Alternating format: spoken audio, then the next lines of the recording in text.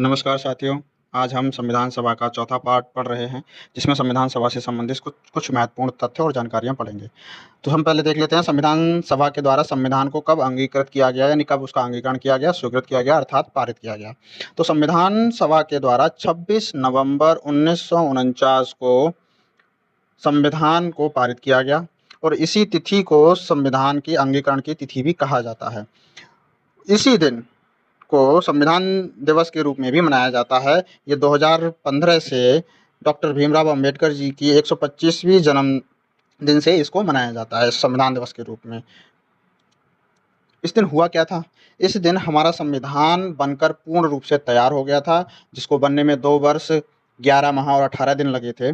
वो पूरा कंप्लीट 26 नवंबर 1949 को हो गया था, जिसमें 22 भाग, 8 अनुसूचियाँ और 95 अनुच्छेद थे। लेकिन वर्तमान समय में भाग तो 22 हैं, लेकिन अनुसूचियों की संख्या 12 हो गई है, 8 से बढ़ के 12 हो गई है और अनुच्छेदों की संख्या के अगर अनुसार देखेंगे तब अनुच्छेद हमारे 395 ही हैं।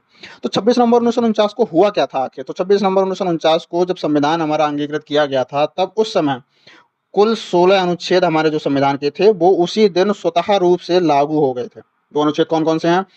और इसे ये सब कौन से आर्टिकल में कहा गया था? ये आर्टिकल में कहा गया था अनुच्छेद 394 अनुच्छेद है और भाग 22 के तहत ये प्रावधान किया गया था कि आज 26 नवंबर 1949 को संविधान के 16 अनुच्छेद लागू किए जाते हैं। वो थे 5, 6, 7, 8, 9 और 60, 324, 366 और 367 और 379, 380, 388, 391, 392 और 393 और 394 तो स्वयं था ही, जिसके तहत ये प्रोविज़न किया गया था।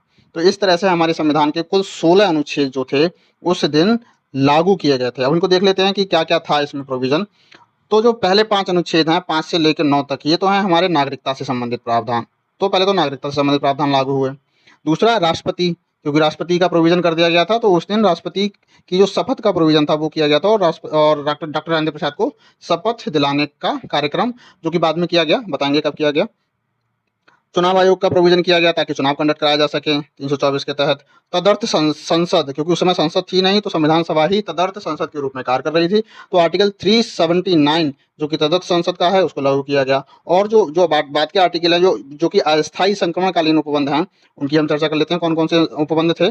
जैसे कि आर्टिकल 393 393 कहता है कि संविधान का नाम क्या होगा? संविधान का संक्षिप्त नाम होगा भारत का संविधान, कॉन्स्टिट्यूशन ऑफ इंडिया।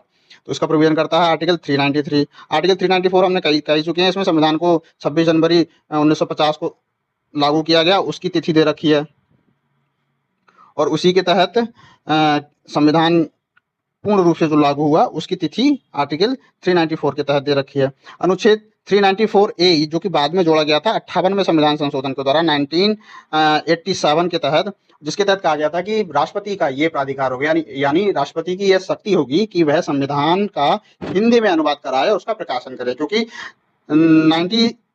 1987 तक जो है हमारा संविधान केवल इंग्लिश में ही अवेलेबल था। हिंदी में वो संविधान हमारा उपलब्ध नहीं था, तो हिंदी में उसको उपलब्ध कराए जाने के लिए राष्ट्रपति के लिए प्राधिकृत किया गया और उसके बाद हमारा संविधान हिंदी में ट्रांसलेट किया गया। आर्टिकल 395 ये कहता है कि एक्चुअली जब हमारा संविधान बना नहीं था, तब उस समय प्रोविजन कर दिया गया था कि भारत शासन अधिनियम 1935 के तहत ही हमारे भारत का शासन चलेगा। तो उस समय कानून के रूप में भारत शासन अधिनियम 1935 लागू था और भारतीय स्वतंत्रता अधिनियम 1947 में यह प्रोविजन किया गया था। तो अनुच्छेद 395 में यह दोनों अधिनियम, ये दोनों के दोनों कानून जो बने हुए थे, इनको समाप्त किया गया और भारत का एक स्वतंत्र संविधान लागू किया गया। तो ये आर्टिकल 395 के तहत प्रोविजन किया गया। इस तरह से कुछ मेजर जो प्रोविजन थे, उसमें से मैंने आपको बता दिया। अब हम आगे चर्चा कर लेते हैं हमारे संविधान सभा के जो पदाधिकारी थे, कि कौन-कौन से पद थे और उस पद पर कौन-कौन लोग आसीन थे, उनकी हम चर्चा कर लेते हैं। तो पहले हम बात कर लेते हैं अस्थायी अध्यक्ष। अस्थायी अध्यक्ष और अस्थायी उपाध्यक्ष, ये दोनों जो हैं हमारे संविधान सभा में चुने गए थे। जैसे कि फ्रांस में एक प्रथा है कि वहाँ सीनियर मोस्ट जो सदस्य होता है, उसको अध्यक्ष या उपाध्यक्ष चुना जाता है ताकि वो और चीज़ों के लिए आगे कार्यवाही कर सके। तो इसी प्रक्रिया को फॉलो करते हुए भारत में भी जब हमारी संविधान सभा की पहली बैठक हुई थी 9 दिसंबर को, जो संविधान सभा की पहली बैठक हुई थी, उसी दिन अस्थायी अध्यक्ष चुने गए थे, जो कि डॉक्टर सच्चिदानंद सिन्हा थे।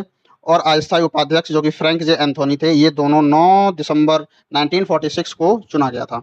उसके बाद जब अगली संविधान सभा की बैठक हुई तो उसमें स्थायी तौर पर संविधान सभा के अध्यक्ष को चुन लिया गया था, जो कि 11 दिसंबर को हुई थी। उस दिन डॉक्टर राजेंद्र प्रसाद को चुन लिया गया था और एच.सी. मुखर्जी और टी.टी. कृष्णमाचारी ये दोनों स्थायी उपाध्यक्ष के रूप में चुने गए थे।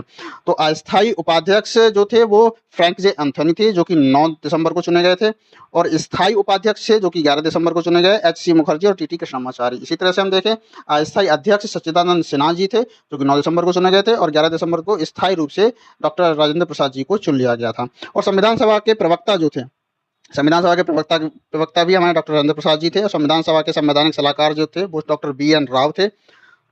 और संविधान सभा के जो सचिव हैं, संविधान सभा के सचिव जो हैं H.V.R. अयंगर जी, ये संविधान सभा के सचिव रहे। तो इस प्रकार हमने संविधान सभा के जो पदाधिकारी थे उनको देखा। अब हम देख लेते हैं संविधान सभा के अन्य कार्य। एक्चुअली संविधान सभा ने केवल संविधान निर्माण का ही कार्य नहीं किया, बल्कि संविधान सभा ने संसद के रूप में भी कार्य किया। 17 नवंबर 1947 को जब भारत आज़ाद हुआ था 1947 में, 15 अगस्त 1947 को, उसके बाद भारत का शासन कैसे चलेगा उसके लिए ना तो संसद थी ना ही कोई और संस्था थी। तो संविधान सभा के द्वारा ही संसद का रूप कार्य भी किया गया। और संसद के रूप में कार्य करते हुए संविधान सभा ने क्या क्या कार्य किए, जो मेजर कार्य थे उनको हम अब उल्लेख कर लेते हैं। जैसे भारत को राष्ट्रमंडल की सदस्यता दिलाई 16 मई 1949 में, 16 मई 1949 को भारत के लिए राष्ट्रमंडल की सदस्यता की स्वीकृति प्रदान की, जो कि संविधान सभा ने की। 22 जुलाई 1947 को राष्ट्रीय ध्वज को अपनाया।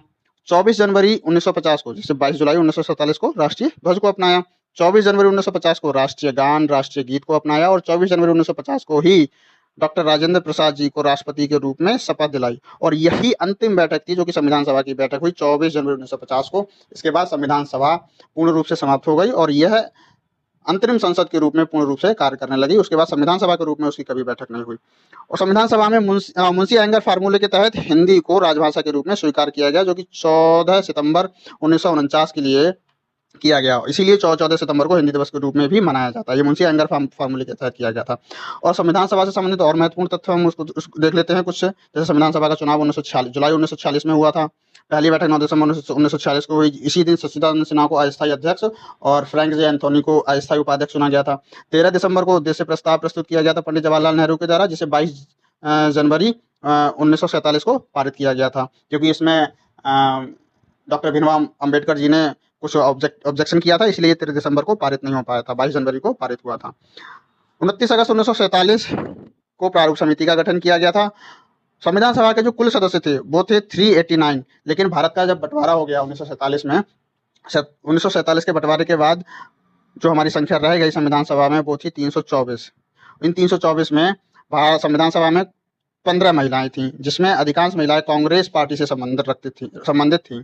संविधान सभा में 4 लोग ऐसे थे जो कि हमारे संविधान निर्माण में उन्होंने महत्वपूर्ण भूमिका निभाई और हमारे स्वतंत्रता आंदोलन का आधार भी रहे, लेकिन संविधान सभा का सदस्य नहीं बने थे वो। जैसे महात्मा गांधी जी, जयप्रकाश नारायण जी, तेज बहादुर सप्रू जी और बी.एन. राव जी, जो कि संविधान सभा के सलाहकार रहे हैं लेकिन संविधान सभा के सदस्य नहीं थे। तो गांधी जी, जयप्रकाश नारायण जी, तेज बहादुर सप्रू जी और बी.एन. राव जी ये संविधान सभा के सदस्य नहीं थे, लेकिन इन्होंने संविधान निर्माण में अपनी भूमिका निभाई।